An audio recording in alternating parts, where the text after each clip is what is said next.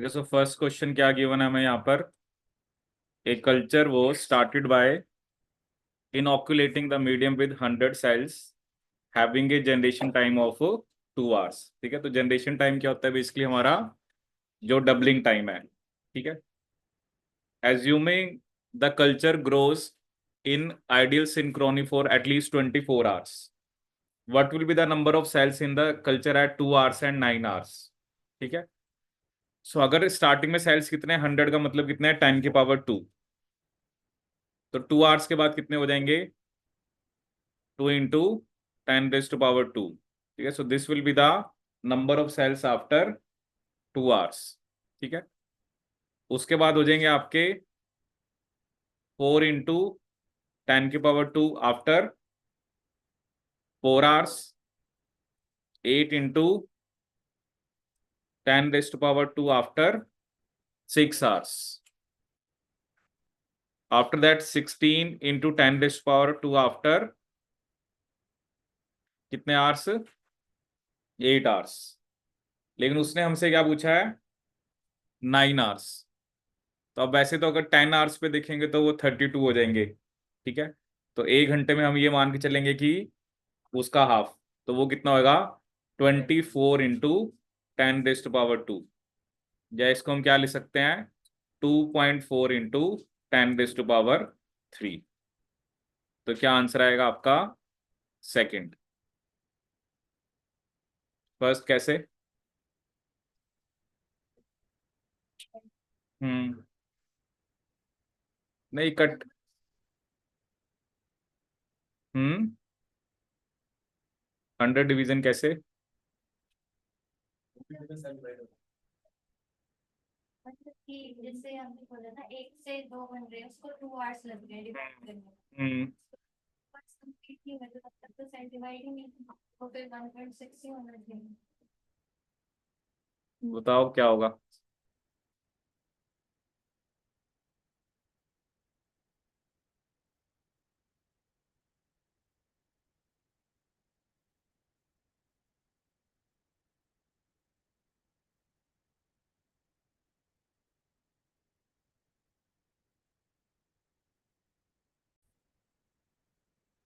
ठीक है। तो ये सिंगल सेल का जनरेशन टाइम नहीं है, इसलिए आप उसने हमें 100 सेल्स का बता रखा है।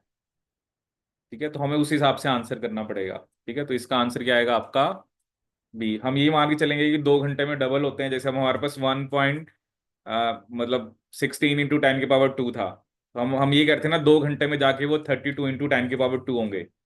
यही था ना। तो हमने उसने हमसे 9 आवर्स से पूछ लिया, तो हमने उसका हाफ कर दिया, दैट इज 2.4 × 10⁻3। आप जो कह रहे हो ना आप एक सेल को मान के चल रहे हो, और यहाँ पर हमें सिंगल सेल का नहीं गिवन है, यहाँ पर हमें 100 सेल्स का गिवन है। ठीक है ना। इसका मतलब क्या है जो 100 सेल्स हैं वो 1 घंटे में 150 होंगे। इसका मतलब क्या है कि 75 सेल्स को डिवाइड करके कितने टाइम में।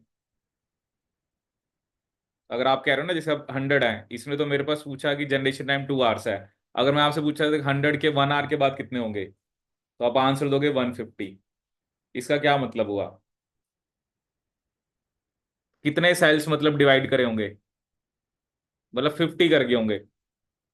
50 के 100 हो गए और दूसरे 50 रह गए, वो अगले 1 घंटे में 50 से 100 करेंगे। इसका ये मतलब है। अगर आपके पास 100 सेल्स है ना, तो अगर मैं पूछूं कि 1 आवर के बाद कितने हो जाएंगे, तो आप कहोगे 150। 150 कैसे होंगे, आउट ऑफ दिस 100 50 तो डिवाइड कर गए, और जो रेस्ट 50 है वो अभी डिवाइड नहीं करे, वो रेस्ट 50 अगले 1 घंटे में डिवाइड करेंगे। इसका ये फंडा बनेगा। ठीक है। अब नेक्स्ट क्वेश्चन क्या है। हमने सैंपल लिए बैक्टीरियल कल्चर के। एक तो हमने टाइम लिया 5 PM, और दूसरा next day 5 AM। They were found to have 10⁻⁴ and 10⁻⁷ cells per ml respectively, assuming that both the samples were taken during the log phase of cell growth। तो generation time कितना होगा, कितना आ रहा है generation time, कितना 2.06। चलिए देखते हैं। हमें क्या निकालना है मीन हमें जनरेशन टाइम निकालना है। जी, जी का फॉर्मूला मैंने आपको क्या बताया, T/N। ठीक है, आपने सैंपल पहले लिए थे 5 बजे शाम को, और नेक्स्ट डे सैंपल लिए सुबह 5 बजे, तो मतलब कितने घंटे हुए, 12 घंटे।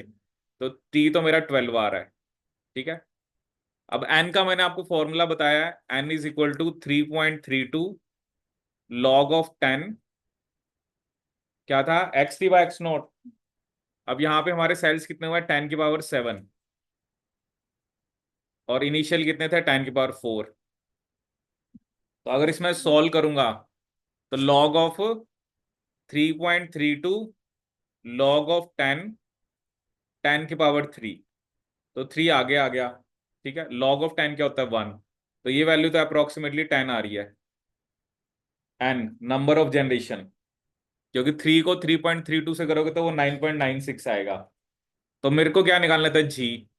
टी कितना है, 12, एन कितना है, 10। तो क्या आंसर आया, 1.2 आर। 2.06 कहाँ से आ गया, लॉग में आपके पास 10⁻7 है ना ऊपर, और 10⁻4 है, तो वो जाके 10⁻3 हो जाएगा। उसमें से आपने 3 को आगे ले आए, तो एन कितना आ गया आपके पास, मतलब एन, मतलब 10 जनरेशन हुई है 10⁻4 से 10⁻7 जाने तक। और एक जनरेशन जो है, मतलब ये 12 घंटे में हुआ है। इसका मतलब क्या है, 1.2 आर की 1 जनरेशन है। ठीक है, एक्चुअली हम कि 1.2, हर 1.2 आर के बाद आपके सेल्स जो है वो डबल होंगे। तो क्या आंसर आएगा, so your answer will be 1.2 R. आया था सबका? क्या आंसर आया था?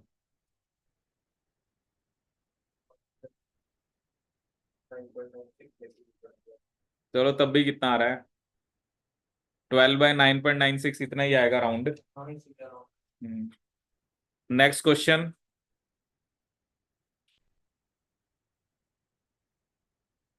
इसमें एक पॉइंट मिसिंग था ना, ईच, यहाँ पर ये एक लाइन मेंशन है यहाँ पर, ईच 3 6 well plates। अब देखो उसने आपको क्या क्वेश्चन दिया है, एक सिंक्रोनस कल्चर है जिसमें कितने किडनी सेल्स हैं, 1.8 इंटू 10⁵। आपने इसको 3 आइडेंटिकल फ्लास्क में डाला, तो मतलब हर एक फ्लास्क में कितने जाएंगे,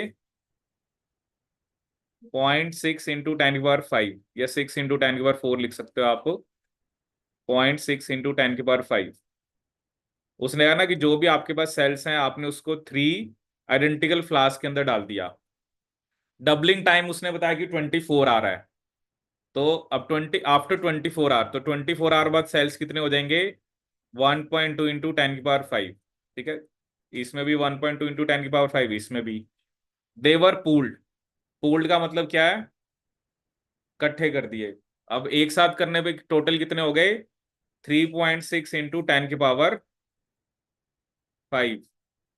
ठीक है, and dispensed equally into each 3 6 well plates। अब आपके पास क्या है, अब आपके पास 3 प्लेट है, 1 2 एंड 3, और तीनों प्लेट्स के अंदर वो कह रहा है कितने वेल हैं, 6। मतलब ऐसे वेल्स हैं उसके अंदर, 1 2 3 4 5 6। सेम इसमें भी 1 2 3 4 5 6, यहाँ पर भी 1 2 3 4 5 6। अब देखो उसने क्या कहा कि अब ये जो आपके पास आया है, अब आपने इक्वली डालना है इसको। अब मतलब कि इसको हमने कितनी प्लेट्स में डालना है, मतलब कितने वेल्स में डालना है, 18 वेल्स में।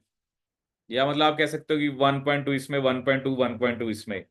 तो अगर मैं इसको डिवाइड करूंगा 18 से फॉर एग्जाम्पल, तो वो आ जाएगा 0.2 इंटू 10⁵। या वो कितना आंसर आएगा आपका, 2 इंटू 10⁻⁴। तो 10⁻⁴ तो उसने पहले लिखा ही हुआ था, तो मेरा आंसर यहाँ पे सिर्फ क्या आएगा, 2। आंसर क्या आएगा, 2।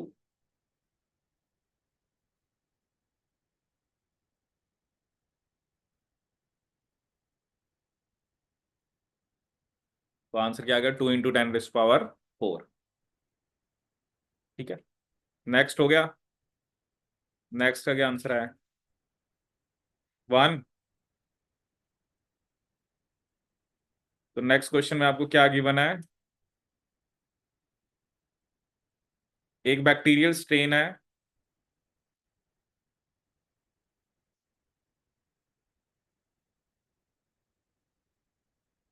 Is grown in nutrient medium at 37 degree Celsius under aerobic conditions.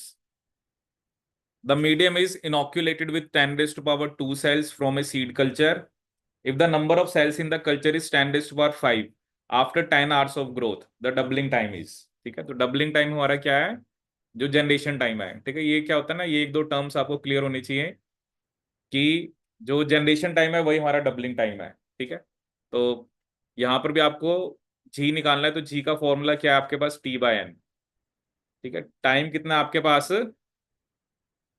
कितने आवर्स हैं? 10 आवर्स। ठीक है, तो एन के लिए वही फॉर्मूला है, 3.32 log of 10, N is equal to 3.32 log of 10 NT/N0। ठीक है, यहां पर अब NT कितना है? 10⁵, N0 कितना है? 10⁵2। ठीक है, सेम ही आएगा, 3.32 × 3, क्योंकि वही है ना आपका 10⁵ ऊपर है, 10⁵2 नीचे है, तो अल्टीमेटली आपका 10⁵3 आएगा। तो ये कितना आ गया आपके पास? 9.96, वही अप्रोक्सीमेटली 10। तो जी कितना आ जाए आपके पास? 10/10, which comes out to be 1। ठीक है, फिफ्थ का क्या आंसर होगा?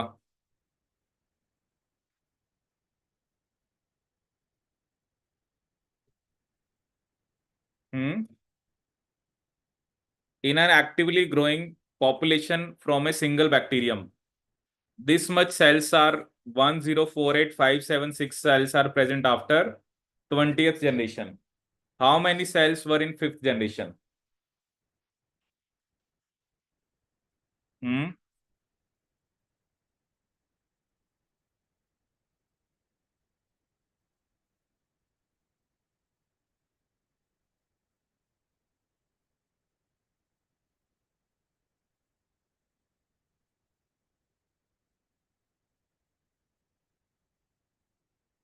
तो क्या आंसर आएगा इसका?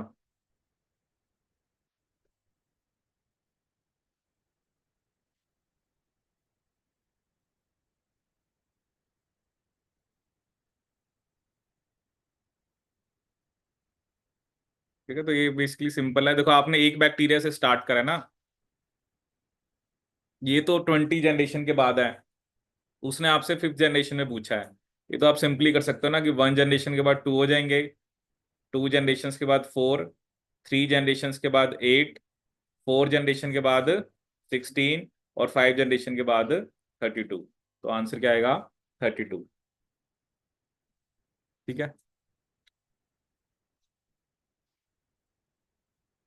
चलो ये तो थ्योरेटिकल है। इसमें से क्या statement continuous culture based fermentation के लिए ट्रू नहीं है? ठीक है, चलो अभी हमने कॉन्टिन्यूस कल्चर तो इतना डिस्कस नहीं करा, बट कॉन्टिन्यूस में क्या होता है कि आप you are running it continuously, तो इसमें आप एक्सपोनेंशियल जो फेज होता है वो एक्सटेंड हो जाता है। ठीक है, एक्सपोनेंशियल फेज का मतलब क्या है? अ, ये अभी चलो मैं आपको ग्रोथ कब बताऊंगा तब बताऊंगा। इसमें क्या होता है ना, जो रिस्क ऑफ कंटामिनेशन होता है, वो ये स्टेटमेंट गलत है, क्योंकि इसमें आप बार बार मीडियम को डाल रहे हो, बार बार मीडियम को रिमूव कर रहे हो, तो उसमें कंटामिनेशन के चांसेस ज्यादा होते हैं। ठीक है, बाकी सब चीजें जो है वो क्योंकि कॉन्टिन्यूस कल्चर की इक्वेशन बहुत थोड़ी कॉम्प्लेक्स हो जाती है, उसमें भी अलग अलग होता है। एक कीमोस्टैट होता है, एक टर्बिडोस्टैट होता है। उसमें हम क्या देखते हैं ना कि एक स्पेसिफिक न्यूट्रिएंट को हम एक स्टैंडर्ड लेके चलते हैं, कि जब वो कम हो गया या वो ऑलमोस्ट खत्म होने वाला है, तब हम नया मीडियम ऐड करते हैं, जिसे बोलते हैं लिमिटिंग। एक एक न्यूट्रिएंट हम लिमिटिंग कंसेंट्रेशन में रखते हैं। ठीक है, और टर्बिडोस्टैट में हमें टर्बिडिटी देखते हैं। ठीक है, वो चलो कॉन्टिन्यूस कल्चर डिफरेंट है। तो बस ये याद रखना कि इसमें रिस्क जो होता है वो आपका क्या होता है? कंपैरेटिवली कॉन्टिन्यूस में ज्यादा है ना, because you are removing media, you are adding media. तो जब आप, क्योंकि बैच में तो मैंने आपको बताया था, पहले ही एक बार मीडियम लिया, आपने उसको स्टेरलाइज करा, उसके बाद आपने जो भी आपका माइक्रोब है, जो भी आपने प्रोडक्ट बनवाना है, उसके बाद सब पैक, उसके बाद लास्ट में बस हम प्रोडक्ट को रिकवर करेंगे। इसमें क्या है, you want to run fermentation for a long time. आप बहुत लॉन्ग टाइम के लिए फर्मेंटेशन को रन करना चाहते हो, तो उसके लिए क्या करना पड़ता है आपको। बेसिकली हो क्या रहा है ना, अभी हम जैसे माइक्रोबियल ग्रोथ कर्व पढ़ेंगे, जैसे उसमें क्या होता है कि सबसे पहले होता है लैग फेज, फिर आता है लॉग, फिर आता है स्टेशनरी, फिर आता है डेथ फेज। सो हमारा मोटिव क्या होता है, क्योंकि बैच कल्चर में तो क्या होगा, पहले वो लैग में जाएगा, फिर एक्सपोनेंशियल में जाएगा, फिर वो स्टेशनरी में जाएगा, फिर उसकी डेथ हो जाएगी। बट कॉन्टिन्यूस में वी वांट कि कॉन्टिन्यूसली वो इस फेज में रहे, कि जो सेल्स हैं वो एक्सपोनेंशियली ग्रो करें। वो तभी ग्रो करेंगे ना जब उसको मीडियम मिलता रहेगा। ठीक है, तो इसके अंदर हम एक्सपोनेंशियल फेज को एक्सटेंड कर देते हैं।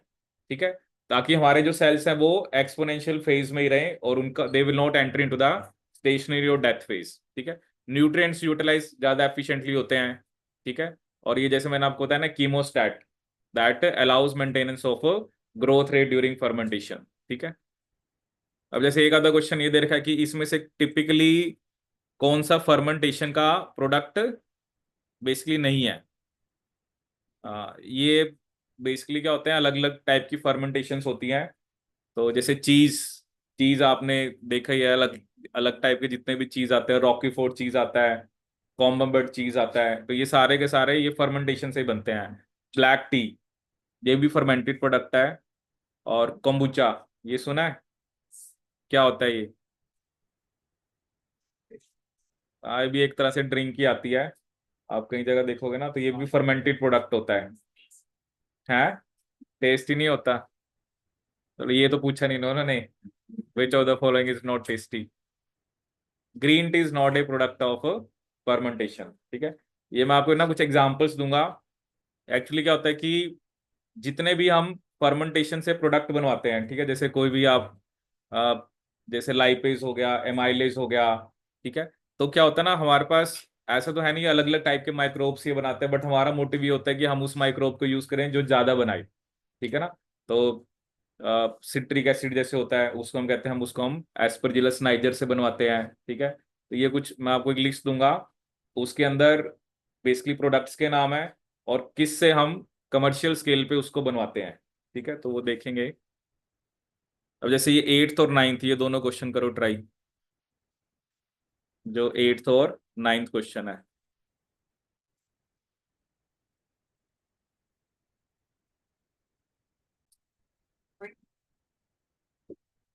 ठीक है, तो क्या क्वेश्चन है, the total number of cells in 1 ml of bacterial culture was estimated to be 2.7 into 10 to the power 6. This is the number of bacteria we have in 1 ml culture. The culture was diluted 27 fold. अब इसका मतलब क्या है ना, अगर आपके पास 2.7 into 10 की power 6 है, तो 27 फोल्ड डाइल्यूट करने का मतलब आप इसको 27 से क्या कर दो, डिवाइड। मतलब अब आपके पास 10 to the power 5 सेल्स हैं 1 ml में। ये सेल्स कितने हैं, ये 1 ml के अंदर है। ठीक है, अब आप कह रहे, वो कह रहे हैं आपने ना ये जो आया है उसका 100 माइक्रोलीटर लेना है। अब माइक्रो कितना होता है, -6, 100 into 10 की पावर -6। अब मुझे पता है कि मेरे पास तो चलो ये ml में है, इसको मैं ml में कन्वर्ट कर लेता हूँ, 100 into 10 की पावर -3 इंटू 10 की पावर -3 लीटर, तो ये तो मिलीलीटर हो गया। तो ये कितना आ गया, 0.1, 0.1 हो गया ना, ये 0.1 ml हो गया। तो मतलब अगर 1 ml में इतने सेल्स हैं, तो 0.1 ml में कितने होंगे आपके, 10 की पावर 4। तो आपने 96 वेल प्लेट में डाला है, तो पूछ रहा है कि एक वेल में कितने होंगे, तो एक वेल में कितने होंगे आपके, 1 into 10 to the power 4। ठीक है कि नहीं। दूसरे का क्या होगा, अब वो पूछ रहा है कि for an exponentially growing culture of bacteria where N naught is the initial population number and nt is the population number at time t, the mean growth rate constant is expressed as। मतलब मुझे यहां पर k चाहिए, तो k का formula हमने क्या लिखा था, n/t। k का फॉर्मूला क्या था हमारा, n/t। अब यहाँ पर t तो चलो है ही सी, यहाँ पर जैसे t तो चलो नीचे आ गया, बट n का क्या फॉर्मूला लिखा था हमने, 3.32 log of 10 x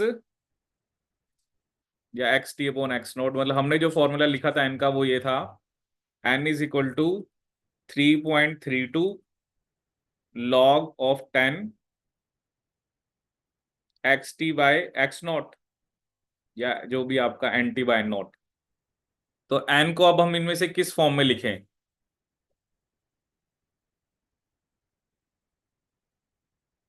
हम्म।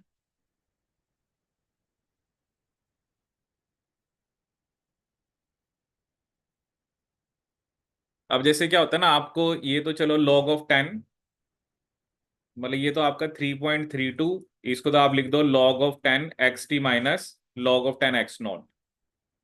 ये तो चलो हमारा आ गया। ठीक है। अब यहां पर क्या ना, 0.301, मेरे को ये देखना है कि 1/0.301 ये क्या होता है? क्या ये 3.32 होता है? 1/0.301, क्योंकि देखो ये तो आ ही गया ना, ये वाला फैक्टर तो आ ही गया, टी तो है ही सी। तो 1/0.301 अगर आप करोगे तो वो 3.32 आएगा। तो 3.32 को मैं क्या लिख सकता हूँ? 1/0.301, क्या नहीं? तो ये log of 10 X T minus log of x note, मतलब ये भी क्या आपका, दिस इज योर, ये एन है। तो मुझे के निकालना है, तो एन मेरे पास आ गया और नीचे टी से डिवाइड करना है, तो आंसर क्या आएगा? ए, कि नहीं? देखो ये ना थोड़ा सा आपको इसमें कैलकुलेशन ही करनी है, इसमें और कुछ ऐसा है नहीं। आपके पास तीन चार फॉर्मूले हैं। किसी केस में आपको number of final number of cell दिए होंगे, इनिशियल नंबर ऑफ सेल दिए होंगे। मेन आप देख रहे हो के या जी निकालने को ज्यादा दे रहे हैं आपको। ठीक है। तो इस टाइप का क्वेश्चन आता है पेपर में। करो है कि नहीं?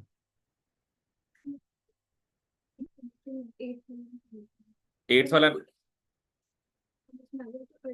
हाँ। जब हमने उसको डाइल्यूट कर दिया तो उसका टोटल वॉल्यूम भी तो चेंज हो गया ना, तो वो तो सेल्स पूरे वॉल्यूम में डिस्पर्स हुआ, तो 1 ml में कैसे देते हैं उसको? मतलब। मतलब मैं उसको 27 टाइम्स डाइल्यूट किया, मतलब 26 ml वाटर डाला हुआ ना, तो तभी टोटल वॉल्यूम 27 है। तो हम्म। सारे सेल्स जो है वो 27 ml में हो गए ना, 1 ml में थोड़ी हो गए। ना तो 27 ml में हो गए, तो 1 ml में कितने हो गए? आप कह रहे हो ना, आपने 27 फोल्ड डाइल्यूट करा, आप कह रहे हो कि 1 ml से वॉल्यूम 27 ml होगी, यही कह रहे हो?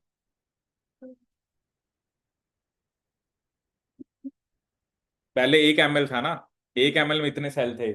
27 फोल्ड डाइल्यूट करने का मतलब आपके 27 ml हो गया।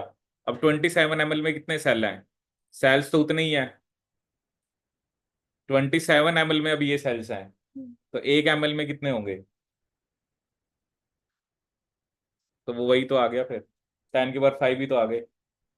पहले जो सेल्स 1 ml में थे, अब वो 27 ml में है। 27 ml में अगर इतने सेल्स हैं तो 1 ml में कितने होंगे? दैट इज 2.7 इंटू 10 की पावर 6/27। तो 27 वही वही 10 की पावर 5 ही आ गए। एक्चुअली क्या होता है ना डाइल्यूशन, जैसे हमने पहले भी एक क्वेश्चन डिस्कस किया था, उसमें मैंने आपको क्या बताया था, जो फाइनल बाय इनिशियल वॉल्यूम है that is a dilution factor.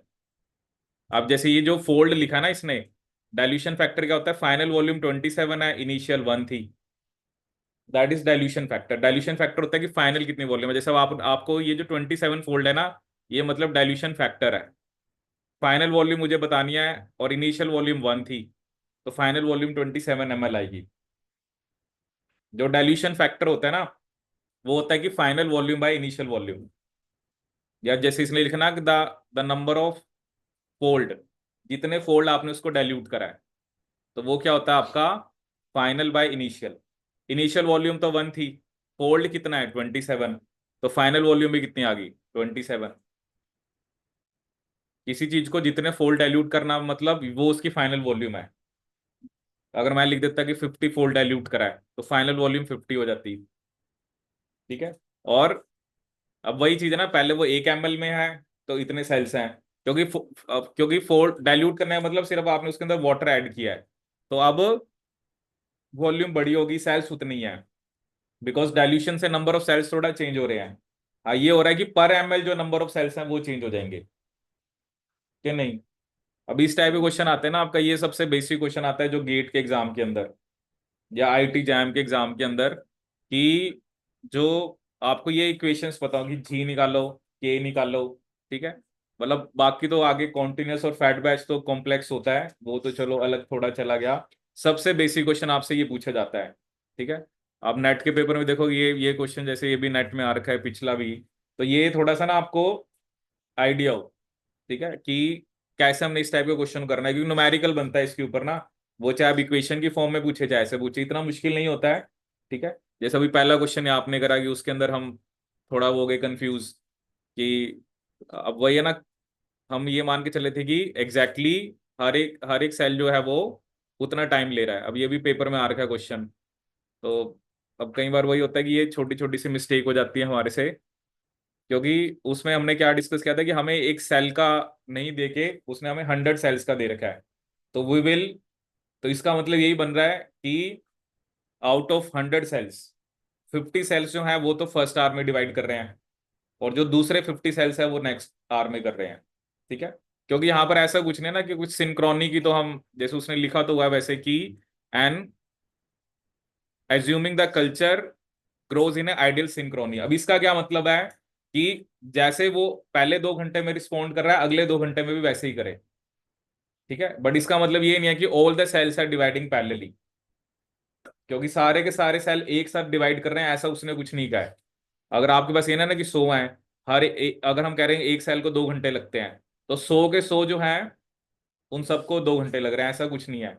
इसका मतलब तो ये पता लग रहा है कि अगर पहले 50 सेल 1 घंटे में कर रहे हैं, तो वो तो मतलब 1 घंटे में ही डिवाइड करके दूसरे वाले 50 दूसरे घंटे में करे, लगा तो इस हिसाब से तो फिर एक ही घंटा लग रहा है।